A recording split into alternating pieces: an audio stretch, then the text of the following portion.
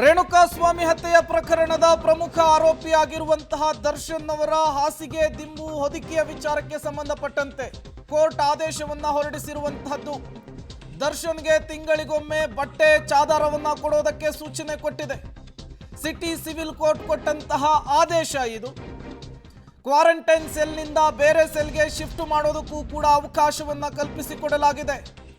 ಜೈಲಾಧಿಕಾರಿಗಳಿಗೆ ಅವಕಾಶವನ್ನ ಸೂಚನೆಯನ್ನ ಕೋರ್ಟ್ ಕೊಟ್ಟಿರುವಂತಹದ್ದು. ದರ್ಶನ್ ಕೊಲೆ ಪ್ರಕರಣದ ಪ್ರಮುಖ ಆರೋಪಿಯಾಗಿದ್ರು. ಜೈಲಿನ ಮ್ಯಾನುವಲ್ ಪ್ರಕಾರ ನನಗೆ ಯಾವುದೇ ಅವಕಾಶಗಳು ಸಿಗ್ತಾ ಇಲ್ಲ ಅಂತ ಹೇಳಿ ಕೋರ್ಟ್ನ ಮೊರೆ ಹೋಗಿದ್ರು. ಕಾನೂನು ಸೇವಾ ಪ್ರಾಧಿಕಾರ ಕೋರ್ಟ್ಗೆ ಭೇಟಿ ಕೊಟ್ಟು ಒಂದು ವರದಿಯನ್ನು ಕೂಡ ಕೋರ್ಟ್ಗೆ ಸಬ್ಮಿಟ್ ಮಾಡಿತ್ತು. ಈ ವರದಿಯನ್ನು ಆಧರಿಸಿ ಈಗ ಕೋರ್ಟ್ ಮಹತ್ವದ ಆದೇಶವನ್ನ ಹೊರಡಿಸಿದೆ. ಮಹತ್ವದ ಸೂಚನೆಯನ್ನು ಕೊಟ್ಟಿದೆ ಜೈಲಾಧಿಕಾರಿಗಳಿಗೆ. ಕ್ವಾರಂಟೈನ್ ಸೆಲ್ನಿಂದ ಬೇರೆ ಸೆಲ್ಗೆ ದರ್ಶನ್ ಅವರನ್ನ ಶಿಫ್ಟ್ ಮಾಡೋದಕ್ಕೆ ಸೂಚನೆ ಕೊಟ್ಟಿದೆ. ಜೈಲಾಧಿಕಾರಿಗಳಿಗೆ ಕೊಟ್ಟಂತಹ ಸೂಚನೆ ಇದು. ಕೋರ್ಟ್ ಸಾಧ್ಯವಾದರೆ ಮುಖ್ಯ ಜೈಲಿಗೆ ಶಿಫ್ಟ್ ಮಾಡೋದಕ್ಕೂ ಕೂಡ ಸೂಚನೆಯನ್ನ ಕೋರ್ಟ್ ಕೊಟ್ಟಿದೆ ಅನ್ನೋದು ಗೊತ್ತಾಗ್ತಾ ಇದೆ. ಜೊತೆಗೆ ದರ್ಶನ್ಗೆ ತಿಂಗಳಿಗೊಮ್ಮೆ ಬಟ್ಟೆ ಹೊದಿಕೆಯನ್ನು ಕೊಡೋದಕ್ಕೂ ಕೂಡ ಸೂಚನೆಯನ್ನ ಕೊಟ್ಟಿರುವಂತಹದ್ದು. ಈ ಮೂಲಕ ದಿಂಬು ಹಾಸಿಗೆಯ ಹಪಹಪಿಸ್ತಾ ಇದ್ದಂತಹ ದರ್ಶನ್ಗೆ ಕೋರ್ಟ್ ಬಿಗ್ ರಿಲೀಫ್ ಅನ್ನ ಕೊಟ್ಟಿದೆ. ಕೊನೆಗೂ ಕೂಡ ಎಕ್ಸ್ಟ್ರಾ ಹಾಸಿಗೆ ದಿಂಬನ್ನ ಕೊಡೋದಕ್ಕೆ ಸೂಚನೆಯನ್ನ ಕೊಟ್ಟಿದೆ. ಜೊತೆಗೆ ಕ್ವಾರಂಟೈನ್ ಜೈಲಿನಲ್ಲಿ ನನಗೆ ಹಿಂಸೆ ಆಗ್ತಿದೆ, ವಾಕಿಂಗ್ ಮಾಡೋದಕ್ಕಾಗ್ತಿಲ್ಲ ಅಂತ ಕೂಡ ಮನವಿಯನ್ನ ಮಾಡಿಕೊಂಡಿದ್ರು.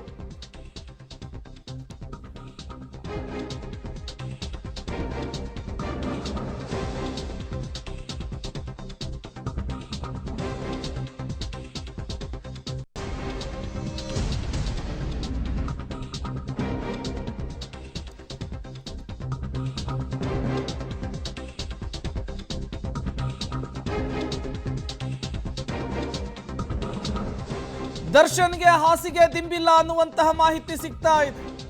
ವಕೀಲರ ಮೂಲಕ ಮನವಿಯನ್ನ ಮಾಡಿಕೊಂಡಿದ್ರು ದರ್ಶನ್. ತಿಂಗಳಿಗೆ ಒಮ್ಮೆ ಮಾತ್ರ ಬಟ್ಟೆ ಹೊದಿಕೆಯ ಬದಲಾವಣೆಗೆ ಅವಕಾಶವನ್ನು ಕಲ್ಪಿಸಿಕೊಟ್ಟಿದೆ ಕೋರ್ಟ್ ಅನ್ನೋದು ಗೊತ್ತಾಗ್ತಾ ಇದೆ. ಈ ಮೂಲಕ ಹಾಸಿಗೆ ದಿಂಬಿನ ಕನಸು ಕಾಣ್ತಾ ಇದ್ದಂತಹ ದರ್ಶನ್ಗೆ ಕೋರ್ಟ್ ಬಿಗ್ ಶಾಕ್. ತಿಂಗಳಿಗೊಮ್ಮೆ ಬಟ್ಟೆ ಹೊದಿಕೆಯನ್ನ ಬದಲಾಯಿಸಿಕೊಳ್ಳೋದಕ್ಕೆ ಸೂಚನೆಯನ್ನ ಕೊಟ್ಟಿರುವಂತಹದ್ದು. ಹಾಸಿಗೆ ಮತ್ತು ದಿಂಬನ್ನ ಕೊಡಬೇಕು ಅಂತ ಹೇಳಿ ಮನವಿಯನ್ನ ಮಾಡಿಕೊಂಡಿದ್ರು ದರ್ಶನ್. ಈಗ ದರ್ಶನ್ಗೆ ಭಾರಿ ನಿರಾಸೆಯಾಗಿದೆ ಕೋರ್ಟ್ನ ಸೂಚನೆ. ಹಾಸಿಗೆ ಮತ್ತು ದಿಂಬು ಸಿಗುತ್ತೆ ಅನ್ನುವಂತಹ ಕನವರಿಕೆಯಲ್ಲಿದ್ದು ಚಳಿ ಗಾಳಿಗೆ ಮೈಕೈ ನಡುಗುತ್ತೆ ಅಂತ ಹೇಳಿ ಮನವಿಯನ್ನ ಮಾಡಿಕೊಂಡಿದ್ರು. ಈಗ ತಿಂಗಳಿಗೆ ಒಮ್ಮೆ ಮಾತ್ರ ಹಾಸಿಗೆ ದಿಂಬು ಬಟ್ಟೆಯನ್ನು ಬದಲಾಯಿಸುವುದಕ್ಕೆ ಅವಕಾಶವನ್ನು ಕೊಟ್ಟಿರುವಂತಹದ್ದು ಕೋರ್ಟ್.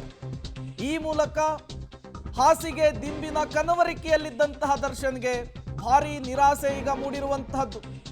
ಕೋರ್ಟ್ ಎಕ್ಸ್ಟ್ರಾ ಹಾಸಿಗೆ ದಿಂಬನ್ನ ಕೊಡುತ್ತೆ ಎನ್ನುವಂತಹ ಕನವರಿಕೆಯಲ್ಲಿದ್ರು. ಈಗ ನಿರೀಕ್ಷೆಯಲ್ಲಿದ್ದಂತಹ ದರ್ಶನ್ಗೆ ಬಿಗ್ ಶಾಕ್ ಕೋರ್ಟ್ನ ಆದೇಶ ಅನ್ನೋದು ಗೊತ್ತಾಗ್ತಾ ಇದೆ. ಕಳೆದ ಹಲವು ದಿನಗಳಿಂದಲೂ ಕೂಡ ಕೋರ್ಟ್ನಲ್ಲಿ ಇದೇ ವಿಚಾರಕ್ಕೆ ಸಂಬಂಧಪಟ್ಟಂತೆ ವಾದ ಪ್ರತಿವಾದವನ್ನು ಆಲಿಸಲಾಗಿತ್ತು. ದರ್ಶನ್ ವಕೀಲರ ಮನವಿಯಂತೆಯೇ ಕಾನೂನು ಸೇವಾ ಪ್ರಾಧಿಕಾರ ಕೂಡ ಜೈಲಿಗೆ ವಿಸಿಟ್ ಕೊಟ್ಟಿತ್ತು.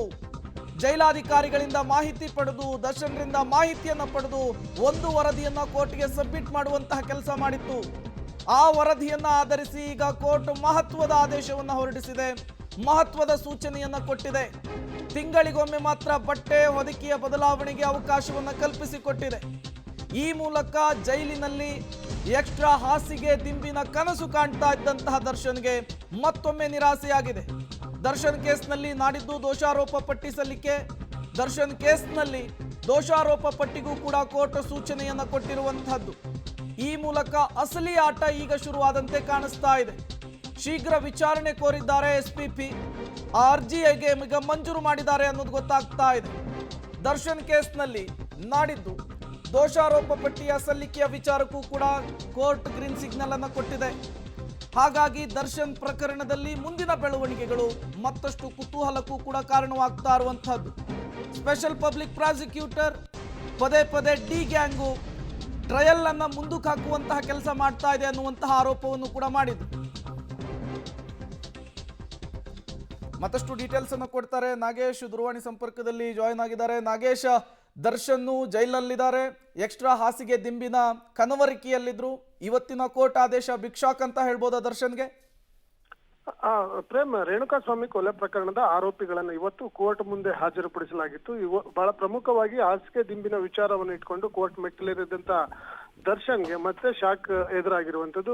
ಈ ಒಂದು ಪ್ರಕರಣಕ್ಕೆ ಸಂಬಂಧಪಟ್ಟಂತೆ ಈಗಾಗಲೇ ಪ್ರತಿ ತಿಂಗಳಿಗೊಮ್ಮೆ ವಿಚಾರಣೆ 31ಕ್ಕೆ ಮುಂದೂಡಿದ್ದು, ಪ್ರತಿ ತಿಂಗಳಿಗೊಮ್ಮೆ ಅವರಿಗೆ ಕೊಡುವಂತ ಬೆಡ್ಶೀಟ್ ಮತ್ತೆ ಚಾದ್ರ ಏನಿದೆ ಅದನ್ನ ವಾಶ್ ಮಾಡಬೇಕು ಅನ್ನುವಂತ ಆದೇಶವನ್ನ ಕೊಟ್ಟಿರೋದು ಹೊರತುಪಡಿಸಿದಂತೆ ಉಳಿದಂತೆ ಮ್ಯಾನ್ಯುಯಲ್ ಪ್ರಕಾರ ಏನೆಲ್ಲ ಕೊಡಬೇಕು ಅದನ್ನ ಮಾತ್ರ ಕೊಡಬೇಕು ಅಂತ ಹೇಳಿ ಆದೇಶವನ್ನ ಕೊಟ್ಟಿರುವುದು. ಎಲ್ಲೋ ಒಂದ್ ಕಡೆ ಆರೋಪಿ ದರ್ಶನ್ ಮತ್ತೆ ಆತನ ಸಂಗಡಿಗರಿಗೆ ಎಲ್ಲೋ ಒಂದ್ ಕಡೆ ಹಿನ್ನಡೆ ಆಗಿದೆ ಅನ್ನುವಂಥದ್ದು ಬಹಳ ಸ್ಪಷ್ಟವಾಗಿ ಗೊತ್ತಾಗ್ತಾ ಇರುವಂತದ್ದು. ಪ್ರೇಮ್, ನಾಗೇಶ್, ಟ್ರಯಲ್ ಡೇಟ್ ವಿಚಾರಕ್ಕೆ ಸಂಬಂಧಪಟ್ಟಂತೆ ಏನಾದರೂ ಇವತ್ತು ವಿಚಾರ ಮುನ್ನೆಲೆಗೆ ಬಂತ ಕೋರ್ಟ್ನ ಕಲಾಪದಲ್ಲಿ? ಪ್ರೇಮ್, ಈಗಾಗಲೇ ಆರೋಪಿಗಳನ್ನ ವಿಚಾರಣೆಗೆ ಕೋರ್ಟ್ ನ್ಯಾಯಾಧೀಶರ ಮುಂದೆ ಹಾಜರುಪಡಿಸಿದಂತ ಸಂದರ್ಭದಲ್ಲಿ ಪ್ರಮುಖವಾಗಿ ಅವರು ಏನು ಹಾಸಿಗೆ ದಿಂಬಿನ ವಿಚಾರ ಇತ್ತ ಅದನ್ನ ಬಹಳ ಮೊದಲನೇದಾಗಿ ಹೇಳುವ ಕೆಲಸವನ್ನು ನ್ಯಾಯಾಧೀಶರು ಮಾಡಿರುವಂತದ್ದು. ಹಾಗಾಗಿ ಟ್ರಯಲ್ ವಿಚಾರವನ್ನ 31ಕ್ಕೆ ನಿರ್ಧಾರ ಮಾಡುವ ಸಾಧ್ಯತೆ ಇದೆ ಅನ್ನುವಂತ ಮಾಹಿತಿಗಳು ಕೂಡ ಈಗ ಇರುವಂತದ್ದು.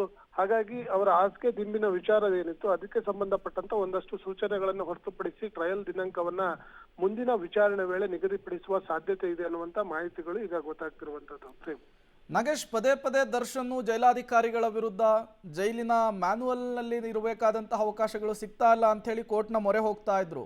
ಈಗ ಕೋರ್ಟ್ನ ಈ ಸೂಚನೆ ಸಹಜವಾಗಿಯೇ ದರ್ಶನ್ಗೆ ನಿರಾಸೆ ತಂದಿದೆ. ಬಟ್ ದರ್ಶನ್ ಬತ್ತಳಿಕೆಯಲ್ಲಿರೋ ಎಲ್ಲ ಅಸ್ತ್ರಗಳು ಖಾಲಿ ಆಯ್ತಾ ಅಂತ?